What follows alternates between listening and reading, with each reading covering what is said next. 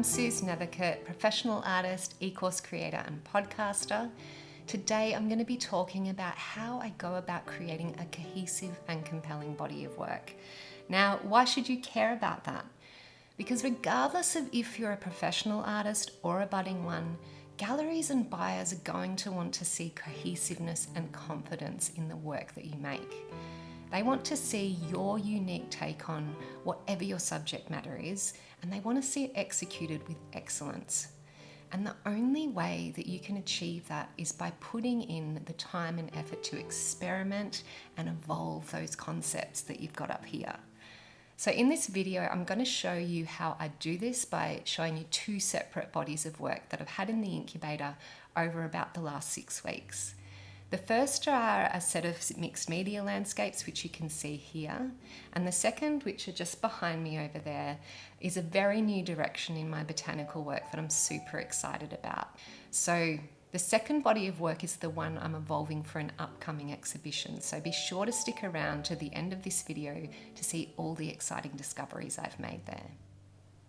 The first body of work I want to start with are these, which are my abstract landscapes. Now, I first started exploring these in an exhibition I had last year, and that exhibition sold out, so it's a very, very popular concept. So I really wanted to push and expand myself in that direction. And the two areas that I really wanted to focus on exploring throughout that challenge time of a month that I gave myself during the Painting as a Practice challenge was substrates. I wanted to have more of an exploration around how I was using linen. I used stretch linen canvases for my previous exhibition, but I wanted to play around with actually working on panel and making substrates out of ACM panel, which is aluminium composite, with linen actually adhered to the top of it. So that was one thing that I was really keen to explore, and I'm really happy with how that came up, and I'll talk more about that in a moment. The other thing I really wanted to explore was working on timber panel, because I loved the look and the feel and the tactile nature of the abstract landscapes on linen so much. I thought, well, given that they're landscapes and the themes are very much around trees, I'd love to see that concept executed on panel. So I took that month-long challenge as a place to explore all of those different ideas that I had. And you can see here in all of the panels that I have here that I've explored quite a few different directions. So the first thing that I was really keen to explore was another way of using linen that didn't involve me having to work on unstretched canvas, because I work quite heavily into the surface of these works with mixed media. So I had to work on the previous ones on cut linen on a table and then stretch them after, and it was quite an arduous task. So I really wanted to explore, well, is there an easier way for me to be able to create panels that are already flat and don't require all the stretching that I had to do with the last set? So I explored these beautiful products here, which are a lovely pre-made product from a company called Southern Boy. It's not sponsored, I just love their products. And as I showed you before, these panels with the linen on them were, they came just as a panel with gesso on them, and then I stuck the linen down. So I was really pleased with how that experiment came up. I feel like they're a really neat, lovely little unit when they're all framed up. You can see there they've got a lovely narrow profile canvas, which I think is really suitable for the smaller pieces. But my main reason I wanted to explore that is because when I'm thinking about a body of work in terms of how it's going to look when they're all together and they're photographed together or they're in an exhibition together, I really want to think about how they appear in a physical environment. So I really wanted to hone down and try and figure out what substrates are going to look nice together, because panels such as these small ones would probably be exhibited, I kind of envisage them in a format where there might be 9 of them on a wall in a square, or down a wall in a row. So they all do need to be on a similar substrate. And I think that's a really important concept to be thinking through when you're evolving a body of work, especially for an exhibition context, is how are those paintings going to look as a physical object? How are they going to appear in the space? So I explored that, and I'm really pleased with that. The other thing that I really wanted to investigate was how these works were going to look on timber, because there's a lot of trees and forest themes in these works, so I wanted to see how they look on wood with it exposed in a very similar way to what I've done with the linen. So you'll see these beautiful linen works. The mountains sort of sink back into the linen, and it's almost like denim. It's this beautiful, almost tactile denim type look of the blue that I absolutely love. And I thought, how would that look on timber? And of course, the only way you're ever going to find out is by trying it out, right? So I ordered a variety of timber panels to try out for this. I really wanted to try it in round. I've been looking at round substrates for quite some time, thinking that they'd be really beautiful. Didn't really quite felt drawn to them in the way that I am with my botanical work, but I could totally see the landscapes on them. And I'm really, really pleased with how these ones came up.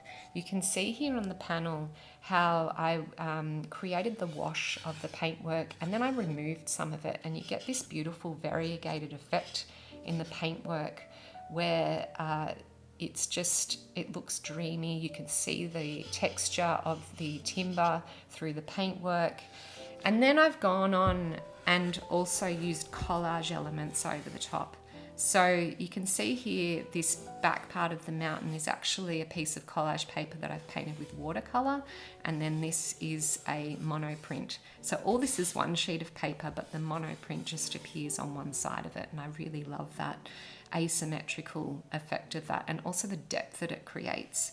And then I've got some monoprint trees that I've cut out and collaged in the front as well. So I'm really pleased with how these have come up. This is another one that I did on panel, which I've actually used tissue paper. So another element that I really wanted to explore in evolving this body of work was creating collage papers out of different types of paper. So I've used the craft paper quite a bit, and I've exclusively used monoprints made on craft paper for my previous exhibition. But I really wanted to explore tissue paper because I love the idea of the transparency of that and the texture of that. So you can see here, these are the tissue paper monoprints that I have collaged over the back of the mountains, and then I've got one of the craft paper ones here as well. This actually isn't finished, it still needs some detail down the bottom, but I absolutely love the effect of the tissue paper juxtaposed against the craft paper and then with the timber at the back.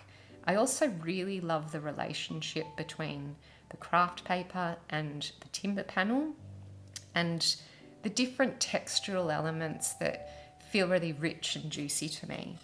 So they were the panels. I also experimented with these concepts on wood blocks and also a jar lid. So these ones were just pieces of wood that I cut in my dad's shed. There's all of the details about these substrates are in a previous video on unusual substrates.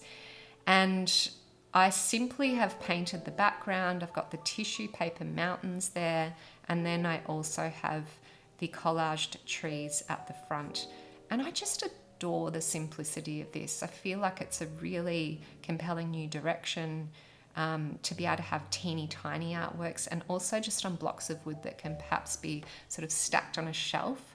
I feel like that would be a really cute effect.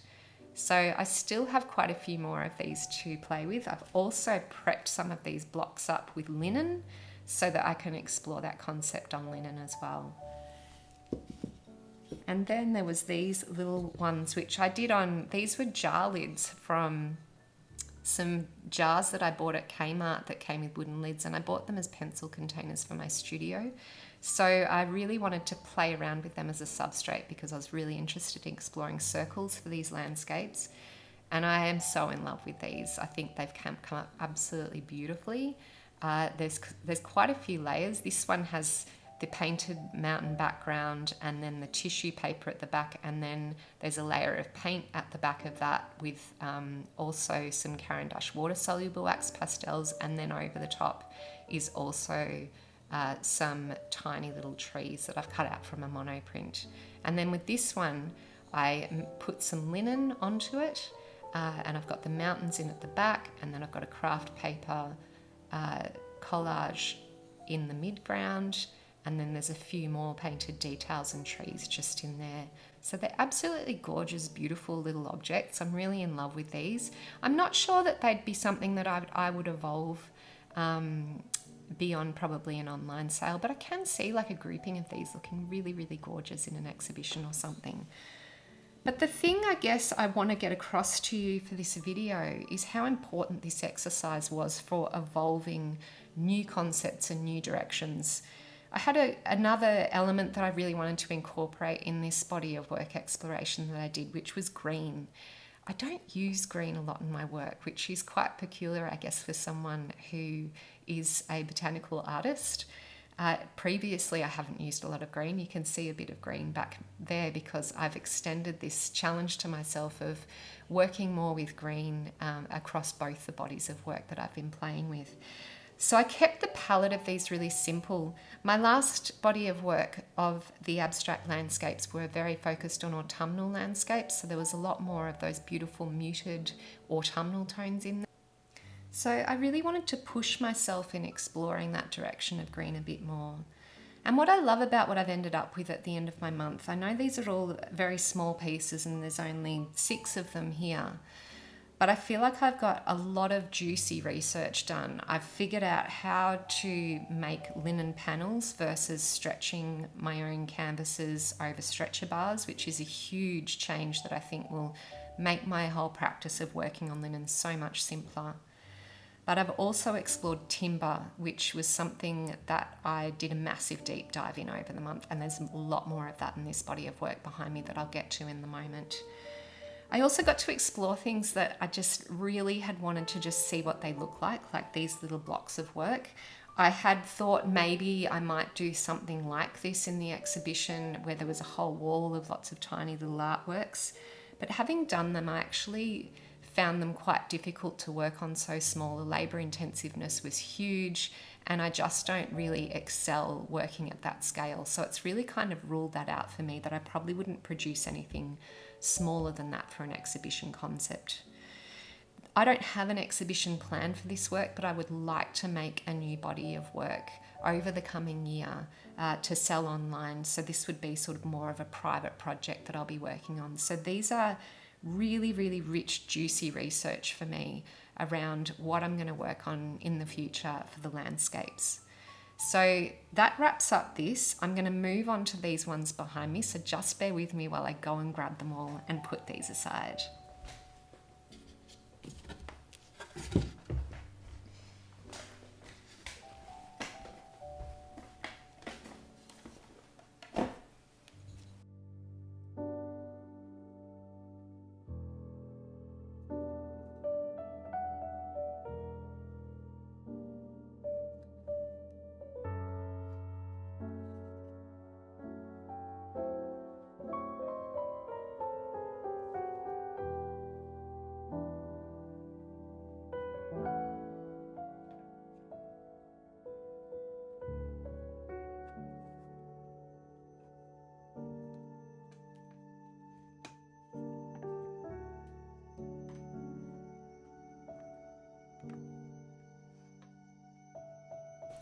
Okay, so I've got a whole bunch of work out here, a whole huge stack that I'll work through because this was the more substantial body of work that I made throughout the month compared to the landscapes, but this is the exhibition that I'm working towards, the next one.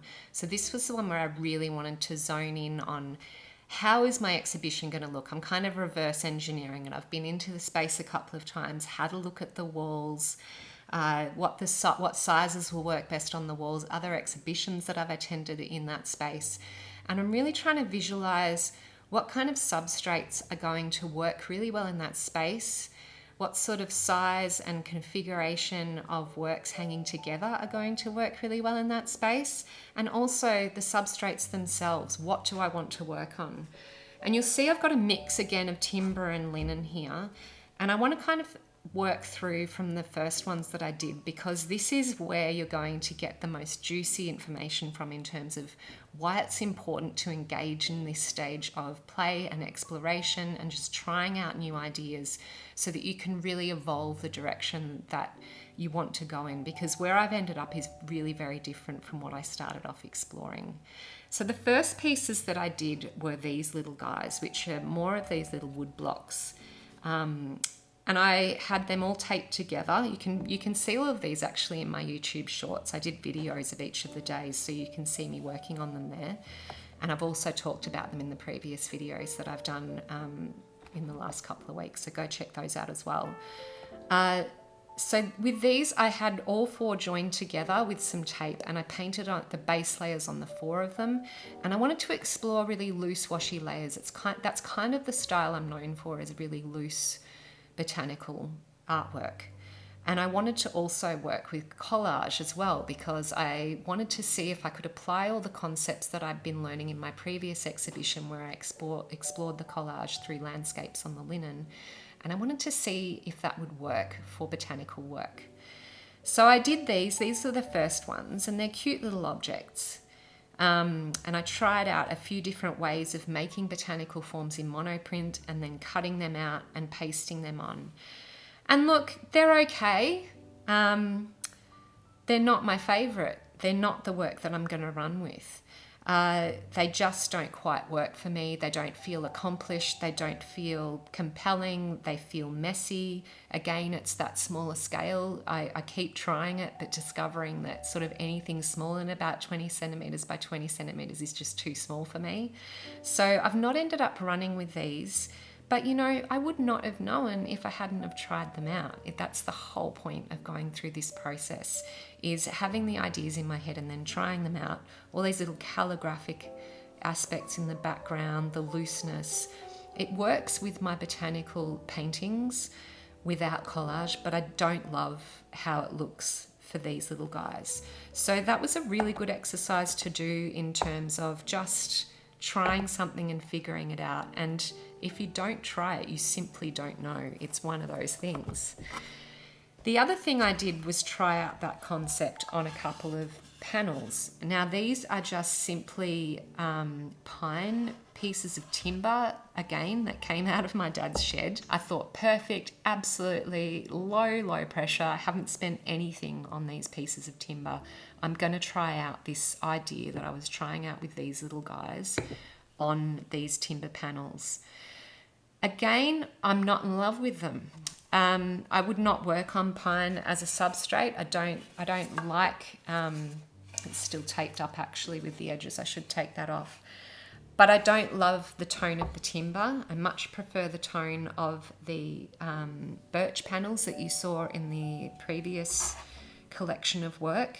It's very yellow, which is not my preference. But I also challenged myself to something else that I don't do often, which is using round flower forms, which for some reason I don't really like. So I wanted to try out some monoprint techniques with round flower forms to see if I could come up with something that I actually really liked. And I tried quite a few different ideas on the background of this panel as well, in terms of working really loosely, these calligraphic marks that I've made with mixed media. But it hasn't worked for me. I don't love it.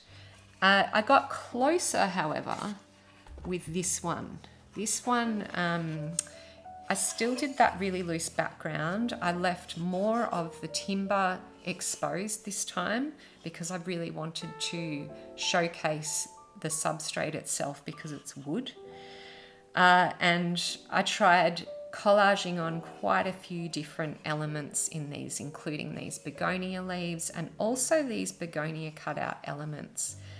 So while I do not love this panel, this was a really, really important development piece for me. And this is the bit that I really want you to hear in this conversation, because this is the crux of why we bother to explore and expand and give ourselves time to really fully explore the concepts that we have in our mind. The piece that I love about this, possibly the only piece, is actually these begonia leaf shapes that I cut out, begonia flowers that I cut out in craft paper. This idea got me excited. This idea really, really had me excited.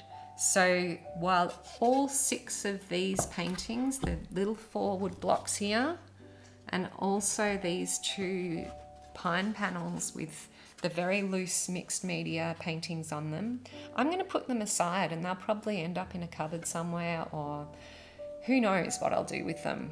But they are not the direction I'm moving in, so I'm putting them aside.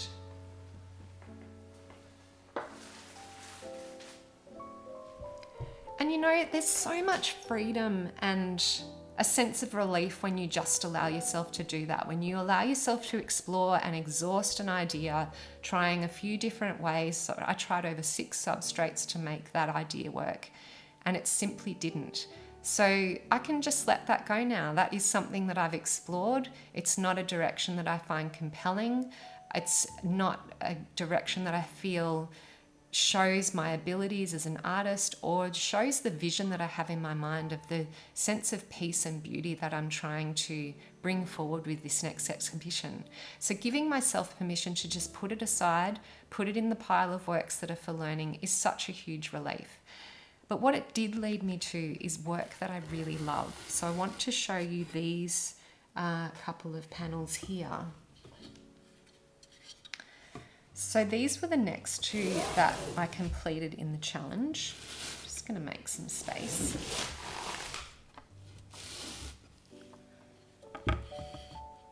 I did these 2 pretty much consecutively over a few days, and the first one I tried out was painting begonia leaves on a timber panel. This one's birch, so it's much blonder and much lighter, which I much prefer.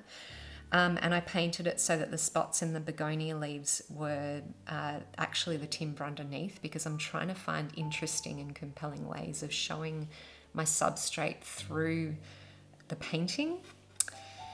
And I don't love the painting of the begonia leaves on this. It's not my favourite. I did then paint the begonia leaves on one of these lovely little linen panels that I made. So this was I got a pair of these little ACM panels to try out, and I did one in the landscape and one for the botanical. And I absolutely love how the begonia leaves have come up on the linen. But the bit that got me really excited was when I created these collage pieces on top of the begonia flowers. When I did these, I felt that thing that I feel that I think every artist out there can relate to, where you just know you're onto something. It's the best feeling in the world, and it's actually what I'm in for, is that buzz and that dopamine rush when I have that moment of putting a concept together and it just works. So these 2 became the basis for what I knew that I wanted to explore further. So you can see through this conversation how this big broad exploration that I've done through various subject matters, through various substrates, through various media, have simplified down to one concept that I feel is really compelling. I did prevaricate a while over if I preferred it over the timber and the linen, but over time I have gravitated again and again back to the linen with the beautiful leaves painted and the collage of the monoprint cutout of begonia flowers. This concept feels just simple and really beautiful. It feels refined. And if you look at it in comparison to the 2 panels I did previously, I'll just grab those.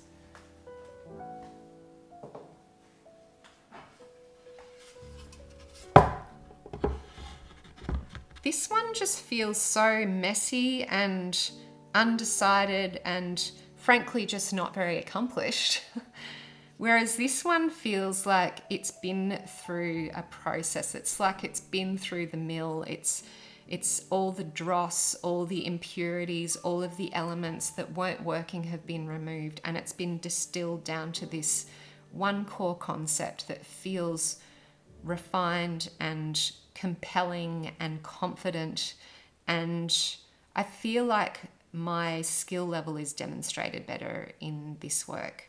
So This is why we go through a period of exploration and play, because it actually wouldn't have been possible for me to arrive here had I not gone here first. There were so many micro steps along the way of playing around with different collage elements, different ways of cutting those elements, to arrive at this place which feels really confident and just feels like a whole body yes.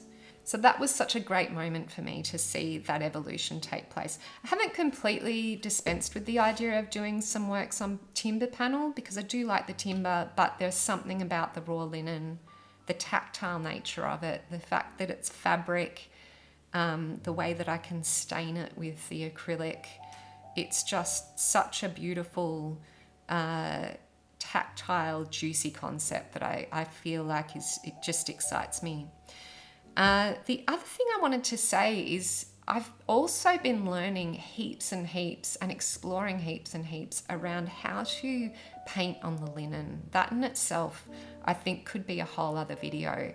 The technique of actually staining the linen and maintaining that tactile fabric quality without it feeling too plasticky like a lot of primed linens do, was really important to me. So let me know in the comments if you'd like to see a video about the linen and how I've worked with the linen, if you'd like to see more of that.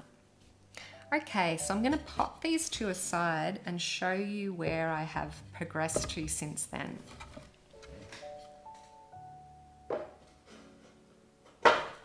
I just want to show you actually before I do.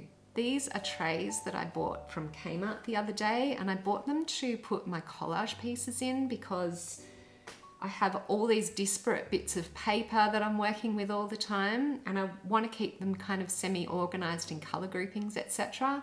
So I went and bought these little trays for 20 bucks each from Kmart so that I can stack them and get them out as I need them. I just thought I'd drop that in because I love those kinds of tips. So this was the next panel that I worked on. It's actually stretched linen, so it's stretched over stretcher bars. So it's a similar technique to what I used for my previous exhibition. So it wasn't really a departure from what I did there. So this was the next painting that I did, and this one I completed right at the end of the challenge. And I feel like it's just so far removed from what I was initially exploring in terms of how I wanted to approach these botanical paintings for this exhibition. And I could not have envisaged that this was the place where I was going to end up in the end, had I not been through that whole process, which is kind of what I really want to illustrate throughout this whole video. So you'll see here I picked some botanical samples from my garden, and they're all beautifully harmonious colours. They were all things that were actually blooming in my garden at that time, and I did this lovely washy acrylic painting on the linen, and it's probably the most representational botanical art I've ever made. But the bit that I'm really excited about, and I haven't quite committed to gluing it down yet because I'm still sitting with it, is the transformation that happens to this painting with these beautiful collage pieces that I created from monoprints and cutouts from this gorgeous oak leaf hydrangea that came from my garden. And when I put these on, I honestly didn't think it would work initially. I thought, look, this is a bit out there and this is such a classical looking painting. I just don't even know if this is going to work. But then I put these little guys down and went, oh my gosh, I'm in love. And I'll tell you why. I love how putting the collage pieces on this painting takes it to a whole different level and dimension. It ties it in with all the exploration and work that I did in my last exhibition with my landscape work with collage. It brings in the linen from that collection as well. And it feels like taking it from just a bog standard representational painting, which actually it isn't, because if you look at the way that I've painted the leaves, etc., with exposing the spines and things on the linen, it's not actually that representational. But these guys are. There's like quite a bit of representational painting work in here. But with these collage pieces on the bottom here, I feel like it brings it into a whole world that is wholly my own. Like it feels like my own unique language is coming through here. And it also feels like it is a natural progression from the work that I started making for my previous exhibition with the landscape work. It feels new and fresh for me, so it feels exciting to sort of look into the distance and go, this is the kind of work that I'm going to be making for the next several months as I prepare for my next exhibition. I'm really excited about the exploration element, and I think that having that element present when you're creating a large body of work at the beginning is really important, because by the time you're up to painting 30 or whatever, you can be quite tired and bored of what you're doing if you're not really intrigued by the process and it's not challenging you. So I love that aspect about it as well. But it just feels like it goes to the next level of where I am at in my art practice, and I love that. So that has then led me, after doing the finishing the challenge and finishing that month-long deep dive, into actually beginning to create work for that exhibition. So here is a piece that I'm working on at the moment. Again, it involves a beautiful leaf stained into the linen, and then there is also a lovely flower that I've cut out from a monoprint over the top of this beautiful washi layer of linen. And again, I haven't quite stuck it down yet because I'm still thinking about what's going to really work here. But I just feel like this concept, it takes it into a sort of an abstracted investigation of botanical work that's really different to what I've done in the past. And it feels like a really clear new direction that's tied to the last year of my work, and I feel really compelled to explore that further. So that is where I'm going to finish up today on this little one here. I hope this has been really helpful for you, this discussion. I hugely believe in the process of creating time for exploration and play in our artwork. I've created whole e-courses about it. My Painting as a Practice e-course, there's 3 of them. There's a trilogy you can purchase, or single classes you can purchase that step you through that process. If you would like to learn that, I'll link to those videos in the description. And I also have a free e-course which is called How to Paint as a Practice. So if you're really curious about this and you'd like to try this process for yourself, then I'll also link to that in the description so that you can go and check that out. You'll get a code that you can enter so that you can get free access. It's normally $29. So go check that out if you'd like to learn more about my Painting as a Practice process. And also, I just wanted to mention, I have a podcast that you may not know about, the Suse Studio Insider Art Podcast. There's over 100 episodes over there that are really juicy, deep dives, really candid, just like this video, that can bring heaps of value to your practice. So I'll link to that one as well. Okay, I hope you're all going really well, and I will see you next time.